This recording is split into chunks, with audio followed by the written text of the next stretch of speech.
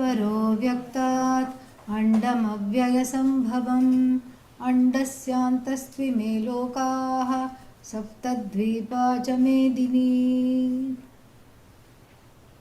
ॐ सहनाववतु सहनौ भुनक्तु सह वीर्यं करवावहै तेजस्विनावधीतमस्तु मा विद्विषावहै। ॐ शान्तिः शान्तिः शान्तिः। ॐ पार्थाय प्रतिबोधितां भगवता नारायणेन स्वयं व्यासेन ग्रथितां पुराणमुनिना मध्ये महाभारतम् अद्वैतामृतवर्षिणीं भगवतीम् अष्टादशाध्यायिनीम् अम्ब त्वामनुसन्दधामि भगवद्गीते भवद्वेषिणी। नमोऽस्तु ते व्यासविशालबुद्धे पुल्लारविन्दायतपत्रनेत्र येन त्वया भारततैलपूर्णः प्रज्वालितो ज्ञानमयप्रदीपः प्रपन्नपारिजाताय स्तोत्रवेत्रैकपाणये ज्ञानमुद्राय कृष्णाय गीतामृतदुहे नमः। सर्वोपनिषदो गावः दोग्धा गोपालनन्दनः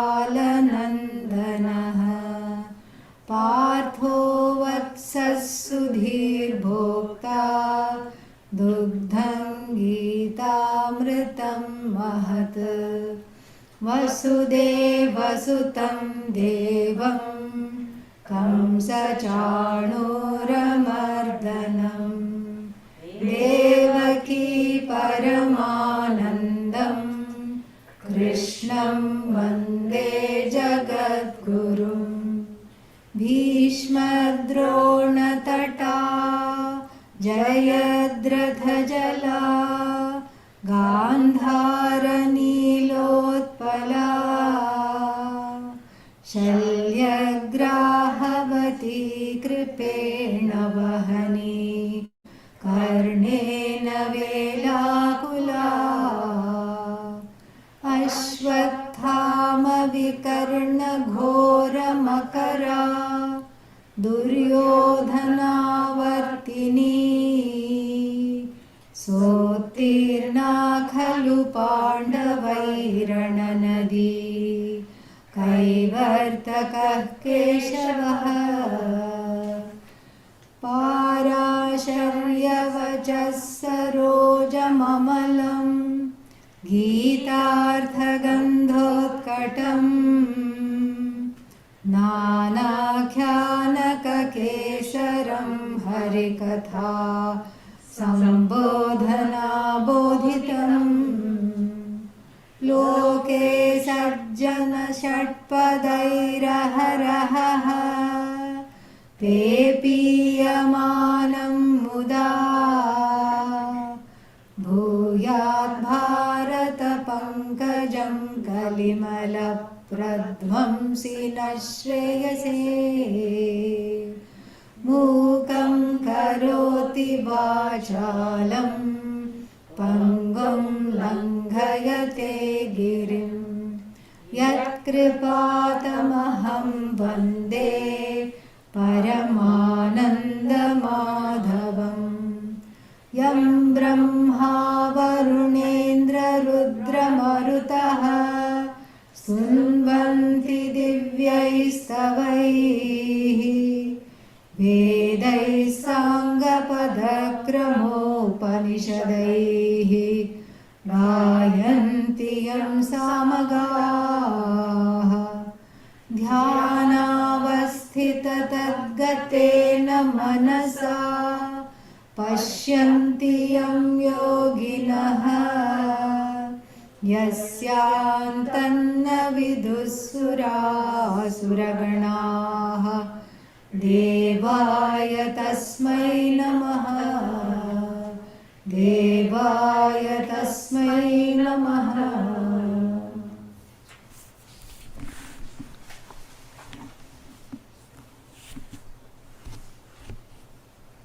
Verse number 38. Sukha dukhe same kritva सुखदुःखे समे कृत्वा labha labhau jaya jayau लाभालाभौ Jaya जयौ. Gita books must be there. Please give one to Adele, one to Gita. We just need two. Gita book like this. We have the other chanting ones also in English. There are some in English.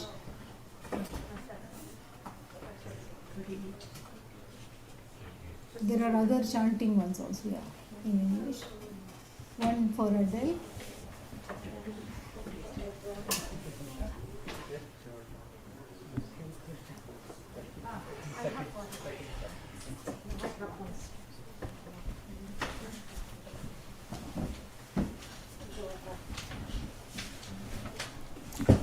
Chapter 2, verse 38. Sukha dukhe same kritva सुखदुःखे समे कृत्वा labha labhau jaya jayau लाभालाभौ Jaya जयौ. tato yuddhaya yujyasva ततो युद्धाय युज्यस्व naivam papamavapsyasi नैवं पापमवाप्स्यसि. एषा ते भिहिता सांख्ये एषा ते विहिता साङ्ख्ये बुद्धिर्योगे त्विमां शृणु बुद्धिर्योगे त्विमां शृणु. बुद्ध्या युक्तो यया पार्थ बुद्ध्या युक्तो यया पार्थ कर्मबन्धं प्रहास्यसि कर्मबन्धं प्रहास्यसि.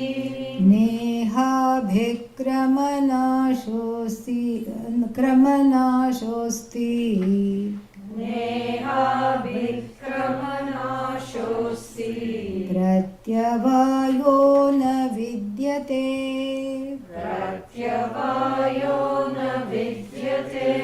स्वल्पमप्यस्य धर्मस्य स्वल्पमप्यस्य धर्मस्य त्रायते महतो भयात्. त्रायते महतो भयात्. So, having talked about the various ways in which the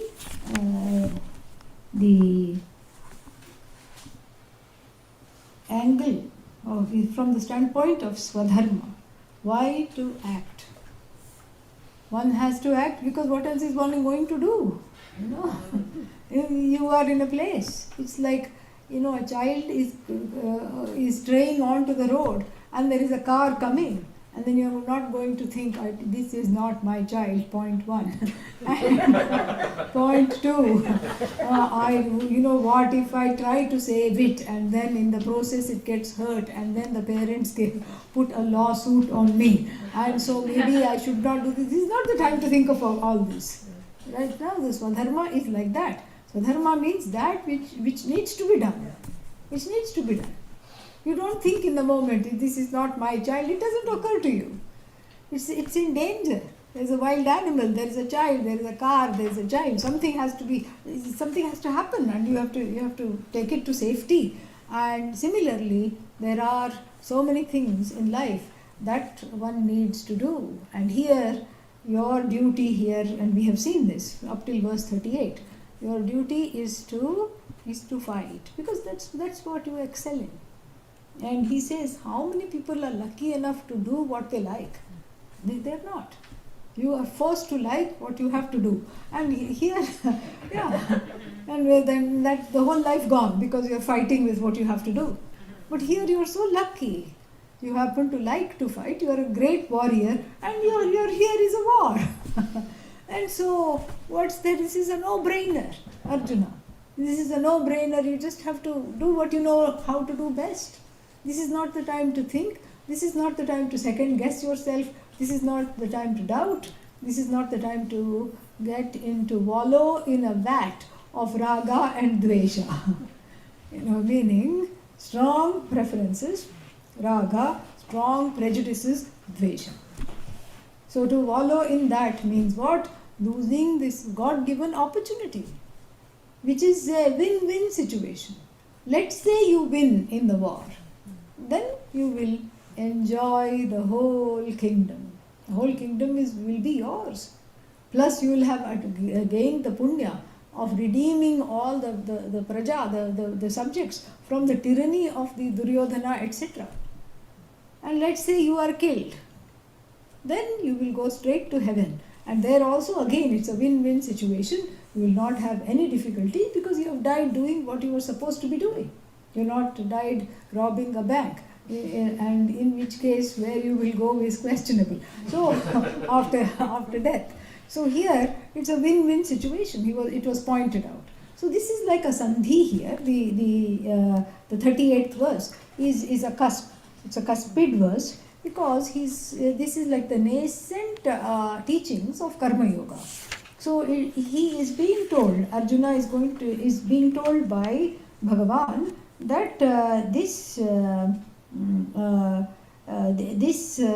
war has to be fought without preference or prejudice. Keep your raga and dvesha at home. In fact, I can turn the chariot around and we can go drop them off. And you will come back without them. So you fight without these strong preferences and prejudices. There is no place for them at all. There is zero place for your raga dvesha. So therefore, and raga dvesha is expressed in a polite way. Sukha dukkhe, sukham cha sukha dukkhe, same kritva, making sukha and dukkha. Sukha comes out of what? Raga. All your desires. Your preferences give rise to sukha, and dvesha comes from what? Yeah, the other way around. Dukkha comes from what? Dvesha. That was easy. Dukkha comes from dvesha. So sadness and difficulty and feeling challenged comes from what? All the things that I don't like. And then so make that equal. Have equanimity. This is the first thing. Because otherwise it's very difficult to go through life without equanimity. Always one is disappointed. One has to drag the body parts around and hope that they make it from point A to point B. Because it's all just sort of disillusioned, disenchanted, nobody loves me, nobody is going to give me what I want, and nothing goes my way. And that's because there is the burden of the raga dvesha. The burden of strong prejudices and preferences are carried, and they color the experiences. They color life experiences, and they color everything. And everything, pretty soon everything looks a dull grey. Okay, and that is the color, in case you are wondering what color. And then, so sukha dukkhe same kritva, make that, they have equanimity there, as again labha and alabha. Labha means gain, alabha, loss. So gain and loss also, don't think about it. Gain and loss is another polite way of saying raga dvesha. Yeah, because everybody has a desire for gain and a hatred for loss. So here don't think about that. Make that all equal, meaning put the raga dveshas to one side. Pick up the gandiva, your bow, and put the raga dveshas to one side. Let's pack them up and put them away. Let's suspend them. Even if they cannot be removed, they can be suspended. Suspend them in one place and put them aside. And then Jaya and Ajaya. Jaya means what? Victory. And then Ajaya, defeat. So don't think, oh, if I kill Duryodhana, oh no, I really loved him. This was Stockholm syndrome, I told you. Yeah. When you love the oppressor, there is something wrong. It's a kind of a trauma bond, really. And so that kind of a love, he had a dysfunctional love for the Kauravas. Arjuna did. They're all my people and my cousins and my brothers and my uncles. Shakuni, deadly fellow, yeah. Shakuni, and actually his name should be Apashakuni, bad luck, wherever he went. And so, no morals, no ethics, nothing, all of them. And funny thing is, they grew up in the same palace, having the same teachers, enjoying the same fineries.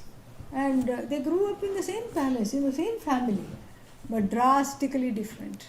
Drastically different. There is no code of ethics at all for these people.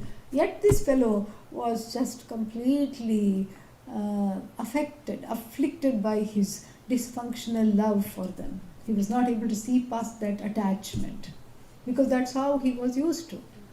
If Duryodhana did not kick him in the morning, he did not have a good day. And so that's how he grew up. and probably, and that's why he is in this situation. He is not able to tell that this person is a tyrant, not only for me, but for all the people. And they have usurped the kingdom and they are unleashing a reign of tyranny. He was not able to see that. And so here, that's why Lord Krishna has to be firm and say, Jaya and Ajaya, victory and defeat. Don't think, oh, poor thing, Duryodhana, I have to kill. Or what if I am killed and this war would have been in vain, I would have liked to live a few more years. Don't go there. All that like and dislike you let go. And then, tataha, and thereafter what? Yuddhaya yujyasva. Get ready. Get ready to what? To get ready to fight means, yujyasva means you yoke yourself to the war. Become one with the war. Because you need to put your attention there. Enough lamentation, enough convincing, enough vision of the Atma which was already given, and all that is enough. Now you better get up and fight. Otherwise what? You will incur papa. Papa means difficult, uncomfortable situations in the here and the hereafter, because of not following dharma, not following the very code of ethics. And the code of ethics, swadharma here, is that if you are a warrior, you have to fight. You have signed up for this battle. You can't suddenly, desert the battle and go. And so you have to do that. And so therefore, you better get ready to fight. Don't just dilly-dally here and then get ready to fight. Otherwise, bad things will happen. Because Arjuna has to be told this, because he is not listening. For 1.5 chapters, he has not listened. The whole of chapter 1, he himself talked. He didn't let Lord Krishna talk even one word edgewise. No. And chapter 2 also, he is just sitting there and looking very unconvinced. And so Lord Krishna has to threaten him a little bit. Like, this is not a good consequence, and you need to do this. So these are like the beginnings of what we call Karma Yoga, how to live in this life without causing trouble and without really having a lot of difficulties oneself, how to live this life. This is Karma Yoga, and how to get ready for this knowledge. That is Karma Yoga. And then so, let us read the Bhashya here. Sukha dukhe same tulye kritva ragadveshau akritva iti etat. Don't bring the raga and dvesha into account. Leave them at home. Tatha labha labhau jaya jayau cha samau kritva tatah yuddhaya yujyasva ghatasva na evam yuddham kurvan papam avapsyasi iti esha upadeshaha prasangikaha. Adi Shankara makes a very good point. He says this is a contextual teaching because he was not convinced by this wonderful vision of Vedanta which was given. The wonderful vision of Vedanta, everything, all is one. There is no separation, there is no difference. And it went over Arjuna's head like a plane, making some noise. He didn't understand it. Otherwise, the Bhagavad Gita would have ended there. It would have ended there. The vision had already been given. What else is there to talk about? He didn't understand. Why? Because he was obsessed. He was not listening carefully. He was obsessed with killing and all this. He didn't want to fight the war. His raga dveshas came in the way. So he was not ready to accept this, number one. And then number two, he was unprepared, meaning that this knowledge speaks to those who have some preparation. And the preparation involved here is to let go of strong preferences and strong prejudices. That is the preparation. So he didn't have that yet. That's why this is prasangikaha, means this is contextual. And then shoka moha apanayanaya laukikaha nyayah स्वधर्ममपि चावेक्ष्य इत्यादौ श्लोकैः उक्तः न तु तात्पर्येण. Meaning that in order to remove delusion from the heart, who am I? That is the delusion. I am just this small, powerless individual. This delusion to remove. And then shoka, the sorrow ensuing from the feeling that I am a small individual, to remove. What happened? That's why, to remove that, the contextual teaching was given. And then before that, Paramartha Darshanantu iha prakritam tat cha uktam upasamharati esha te bhita iti shastra vishaya vibhaga pradarsanaya. So all that was given. But then we have digressed, says Adi Shankara. Lord Krishna has as though digressed because the focus has been on one goal, which is moksha, which is letting go of this duality, which is embracing that oneness, which is the vision of Vedanta. And for that there are two paths. Okay? There are not hundreds of paths. All this path, that path, all these things are not there. What is that? Raja Yoga, this yoga, that yoga. And some people say there are 18 chapters in the Bhagavad Gita, there are 18 yogas. One is you have to be sorrowful before you come to Vedanta.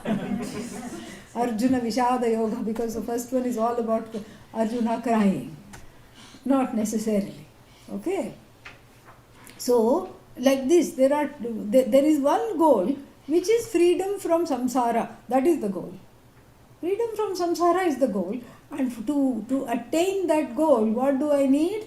I need to, there are two choices. How to attain that goal, Chocolate cake is there, that's the goal, okay? And then I can eat it in a civilized way with a fork, or I can use my hands. That's the two lifestyles, okay? Yeah. I can fall upon it and then just, scarf it down. And or I can eat it nicely, with a fork and napkin and all these things. Those are the options, lifestyles. So one here is, here there is no comparison, that was just a thing. So don't carry the metaphor, the example.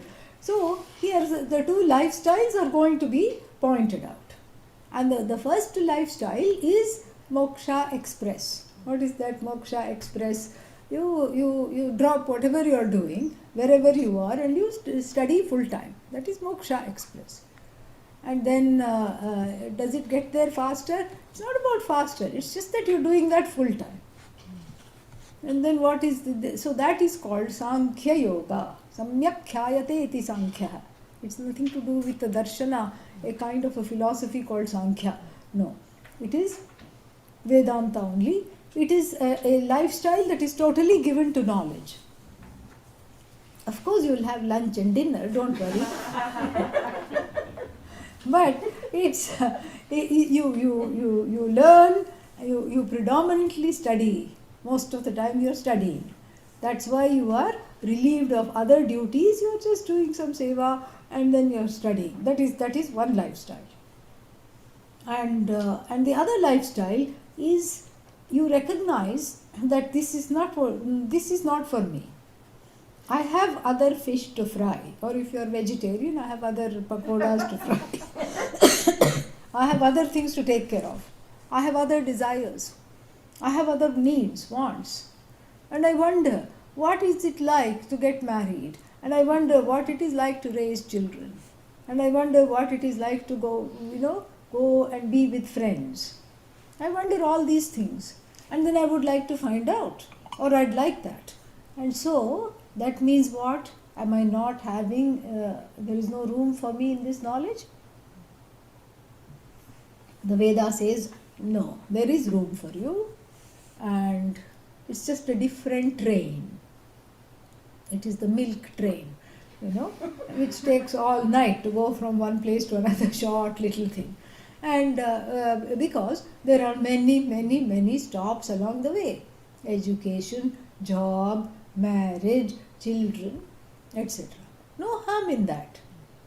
Use those for your self-growth. Use each little step for your self-growth. This is Karma Yoga.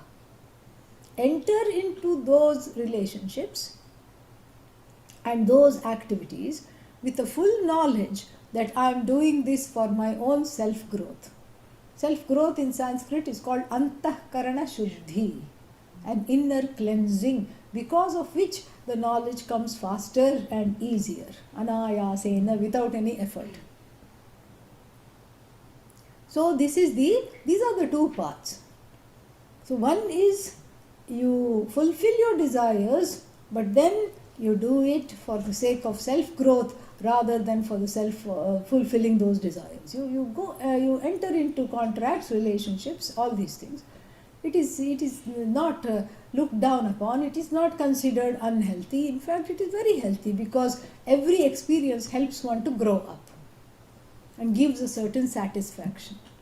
Because if we are talking about renunciation, not so much as sannyasa, but letting go. If you are talking about letting go as an important qualification for this knowledge, in order to let go, you should have something to let go, correct? So first you amass and then you let go. That is the idea. So there should be something to let go. If there's just empty inside, you don't have self-esteem. A person doesn't have self-esteem, a person doesn't have self-confidence, a person feels like I don't have any achievement at all. And then the person comes to Vedanta. In fact, so many cases like that we have seen. Some people came to Pujya Swamiji like that. And Pujya Swamiji would say, what have you studied? Oh, I have done my bachelor's. Okay, go do your master's and then come back. He would send them. Oh, I left my medical, I was studying third year medical exam I had yet to go, finish that, and then practice for a few years, then come back. And if the person never came back, well and good, and that means they are happy doing whatever they are doing. When they are ready, they'll pick up the thread, where else will it go? And then if they come back, that means, okay, they have achieved something and they are ready to let go of what they have achieved. This is very, very important. So therefore, this marriage, family life, all this helps the self-esteem. Oh, marriage helps the self-esteem. If not yours, of the spouse, it helps. Yeah, so somebody's self-esteem, it helps. Okay. So this is the thing. So and even having a child, it's just so healthy in some ways, because you are like a creator. You have given birth to this child. You have made this child. You are like a creator. It also helps the self-esteem. And but then again, that's not the solution. That's just a step along the way. If you think the child is the solution, it is not. Because if the child is being, given birth to, because there is some emptiness inside, it will only go so far as to fill it up, because the child is not responsible for filling you up. That is, it is born with its own karmic trajectory. And then if you don't understand that, you will get disappointed again and again. So neither marriage, nor children, nor job can take the place of Vedanta, which is the understanding that you are the whole. But each of these institutions, in and of themselves, can help you to grow up and have emotional maturity, a sense of self, which then you can give up, it is a paradox. This is how it is. Which then you can say, okay, I'm done with this. I've been there, done that, it's enough. And so, like this, these are the two paths. So the Sankhya path, the path of the vision of Vedanta, and just being with that vision and dropping everything to the exclusion of this vision, everything else, and then focusing on assimilating this vision. The first path has already been talked about when, earlier in this chapter, a long time ago, and you can be forgiven if you have forgotten. Doesn't matter, it will come back again. Okay, we'll revisit it again and again, so don't worry. That's why it is 18 chapters long. So don't worry. Okay, so this is the thing. And now Bhagavan Krishna is going to go into the second part of this. And so verse number 31 to 38. Yeah, 31 to 38 was a slight digression. Adi Shankara says here in the Bhashya, he points that out. And now we are back on track. Starting with verse number 39. And then he says that Paramartha Darshanantu Iha Prakritam Taccha Uktam Upasamharati. He concludes this by saying that so far I have been talking about one particular subject matter, and now I am going to talk about another particular subject matter. So, Esha te abhihita sankhye. Esha means this vidya. Esha ukta abhihita. It was taught to you. This knowledge was taught to you. Where, this knowledge was taught to you in that Sankhya portion. What is this? Sankhya?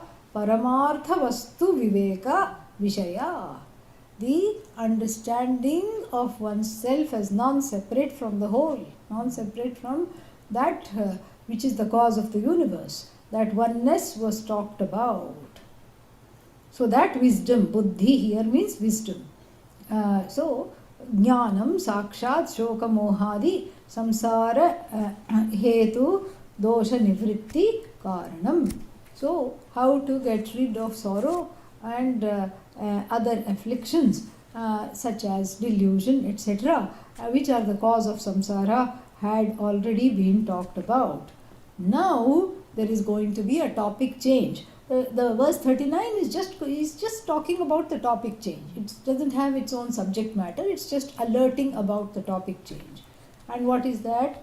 Buddhi yoge tu imam shrinu. Now listen to this new wisdom. This new yoga means a lifestyle. I'm going to teach you another lifestyle. Please listen to that. Equipped with which wisdom? Buddhya yuktaha yaya karma bandham prahasyasi. Hard to give up. Hasyasi, you will give up. Prahasyasi, you will totally give up. What will you give up?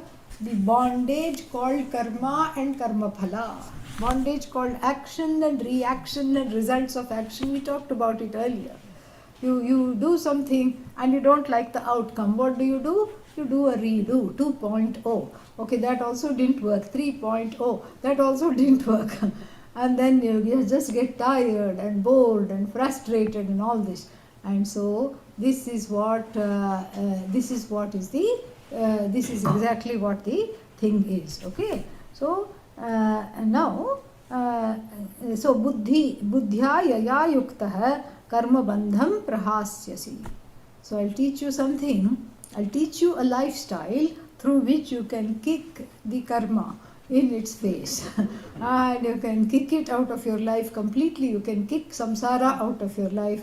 And this is not karma, this is karma yoga. Karma is action, but it is converted into yoga, a lifestyle of self-growth, using action for self-growth.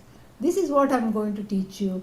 There's nothing much more to this verse. So karma bandham prahasyasi. So listen carefully.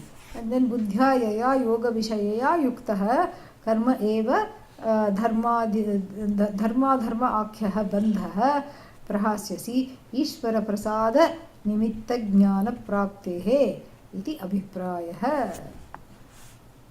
So you will get ready for this knowledge. You will get ready for this knowledge. And this knowledge is a blessing.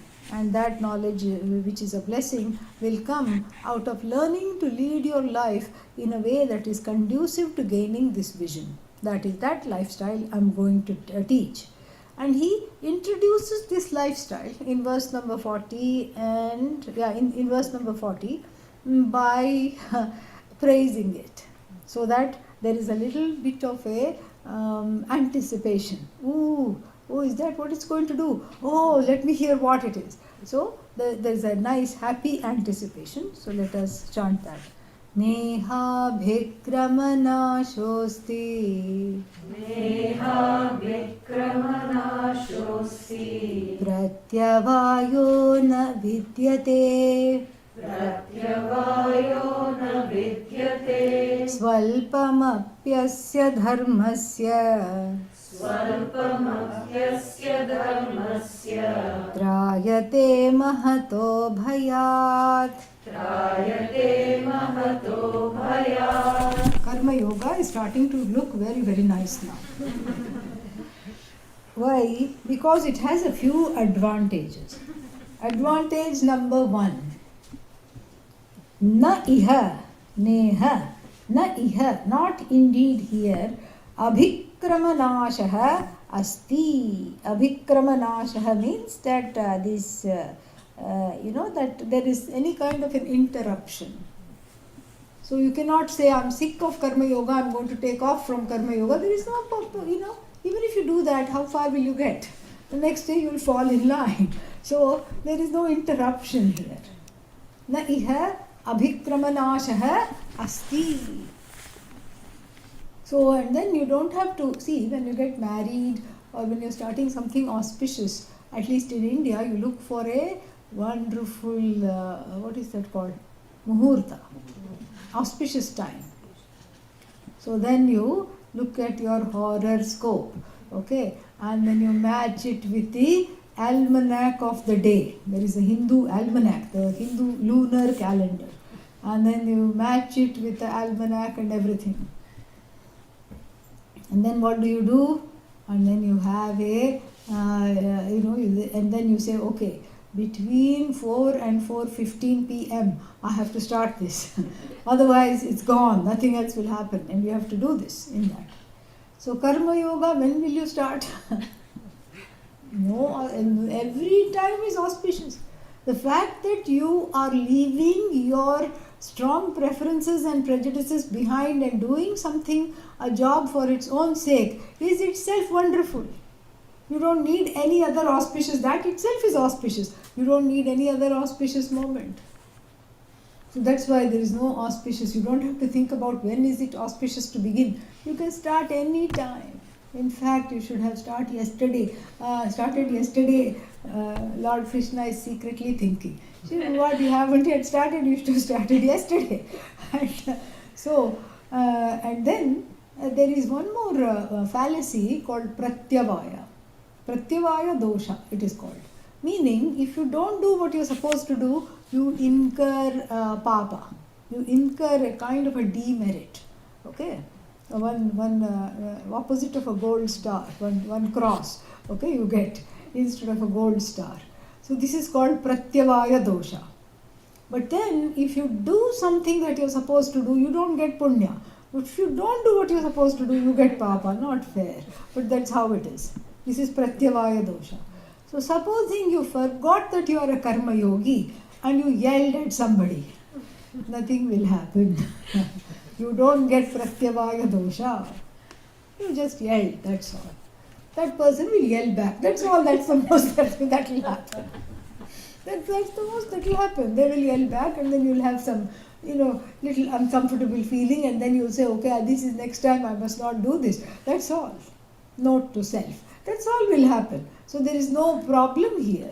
It's not that, the Chitragupta, the lord of karma, there is one presiding deity of karma called Chitragupta, who's counting all your papas and punyas and putting them in a suitcase to hand it to you in the next life. This is what you have to exhaust all these karmas. So no such thing. No such thing. Nobody is watching over you. It's totally self-monitored. At the end of the day, you don't have to report, I was a karma yogi only for 3 seconds today. Nobody cares. You are self-monitoring yourself. Nobody cares. You're not answerable to anybody. You're not accountable to anybody except your own self. Really here. So pratyavayah na vidyate. So 2 advantages already. You don't have to look for an auspicious time and you don't have to worry about being a karma yoga dropout. And then even if you don't do it, no difficult omissions and commissions accrue in the form of wrong, bad karma. And then further, swalpam api asya dharmasya, even if you follow this yoga even ever so slightly, what happens? It protects you from great fear. Which is true, really. It's a great protection. Because even if you have it in your mind that I'm not here to fight these battles, I'm here on a path of self-growth. I'm here for my own emotional maturity. I'm entering into these transactions because I want to grow. And these transactions are affording me opportunities to grow out of certain tendencies. Even if that is somewhere in the background vaguely, and you enter into some difficult situation, it will still be protective. So you may yell at somebody, but then after that you stop. You say, okay, I think I need to leave. You will not escalate the situation. You will come back. And so you see it's protective in that way. Or you are about to do something that is adharma. Even though you know that is not what is to be done, but let's say a very strong desire took a hold and it made you want to lead a life where the ends justify the means. And so you wanted to choose ends that are not very dharmic, and then suddenly you are stopped in your tracks. Or afterwards you realize that you shouldn't have done this and you do some atonement. You go and tell the person, I'm sorry, I shouldn't have behaved like this, or I shouldn't have done this, something like that. And in India, they go straight to God.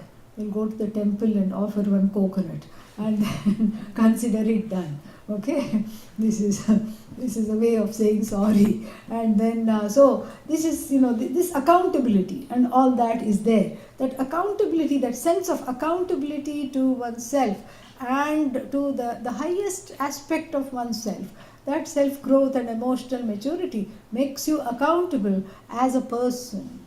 You reckon with, you are accountable to everybody, and then so that makes you more mature, and that is what protects you from all these pitfalls of adharma, etc. So therefore, this is so extolling the virtues of karma yoga.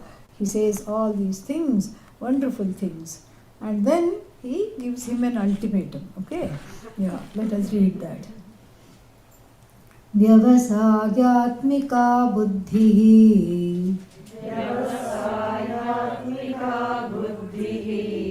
एकेह कुरु नन्दन बहुशाखा ह्यनन्ताश्च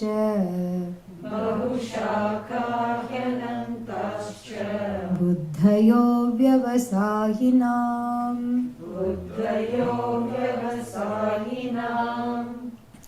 Vyavasayatmika buddhi. So therefore, make up your mind.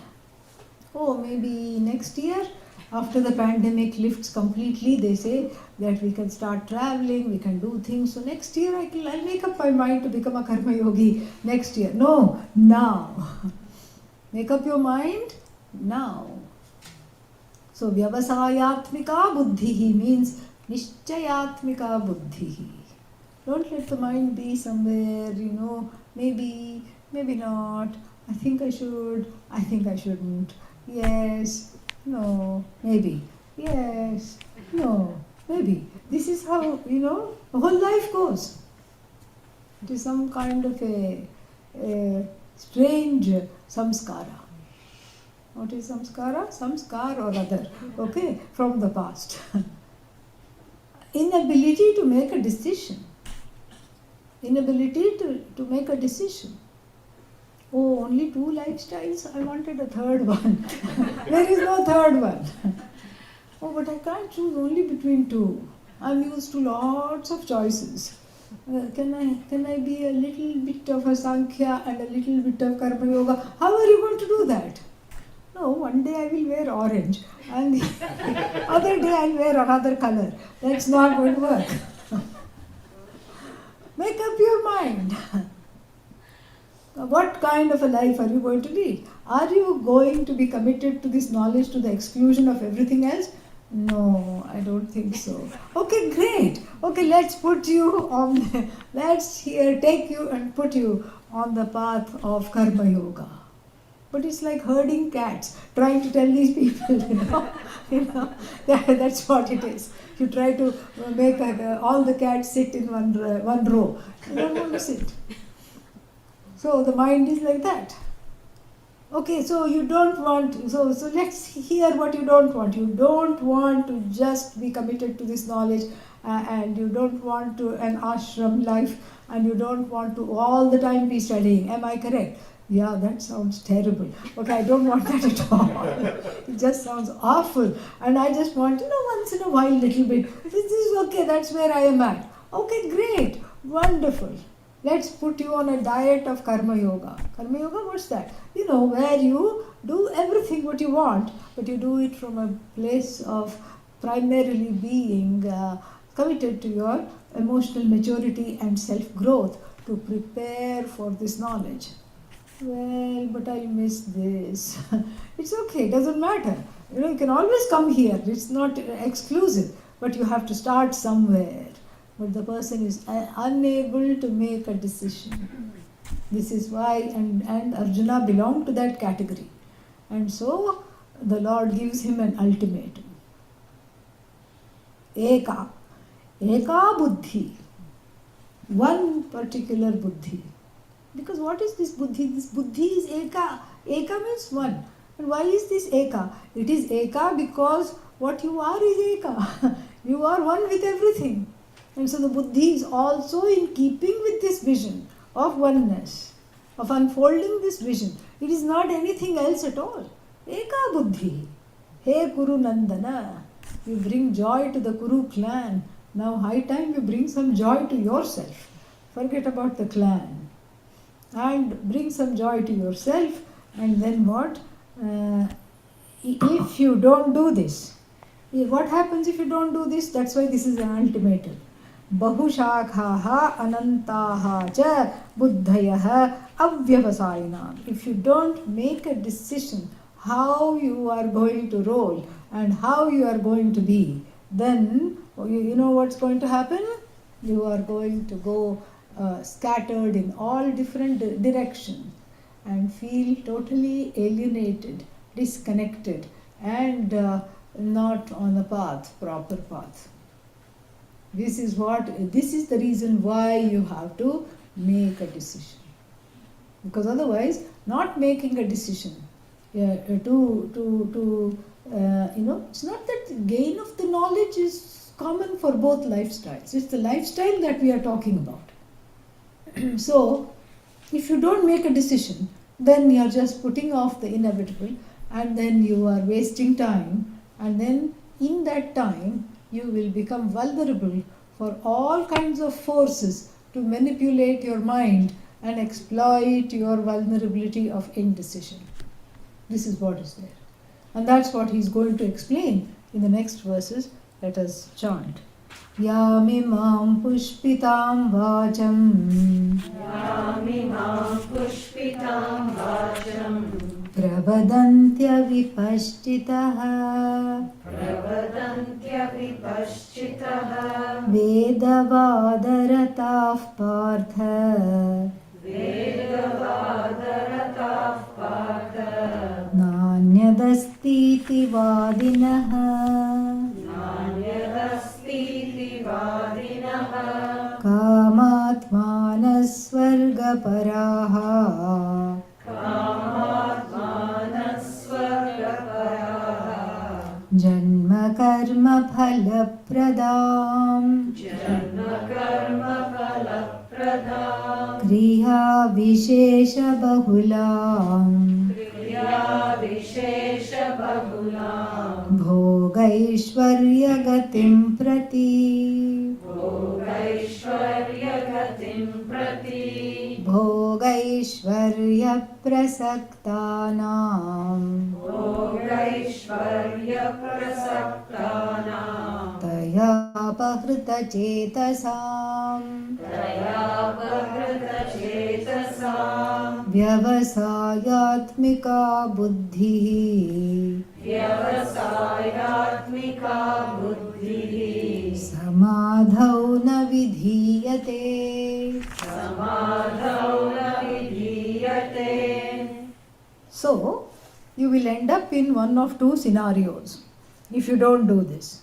What is that? Either you will become what is in India called as a self-styled God man or God woman. You already think you know a lot. No antecedents, no precedents, nothing, and then you just go off and declare yourself as a quote unquote enlightened person, and then drag other people into the ditch along with yourself, like the blind leading the blind. This is what it says in the Mundakopanishad. Andhenaiva niyamanaha yatha andhaha, like this. So you just go into a ditch because you're not in a position to lead, and you're leading others, and then you are also suffering and making other people suffer. Then so this is one kind of a scenario. Or you come under the exploitation of these self-styled God men or God women, who will say things like, oh, you want vairagya, dispassion? I'll give it to you in 1 second. How? Give me all your money and you have vairagya. Simple. That's all. So there are such people like that. Unfortunately, but this is how it is. This is how the world is.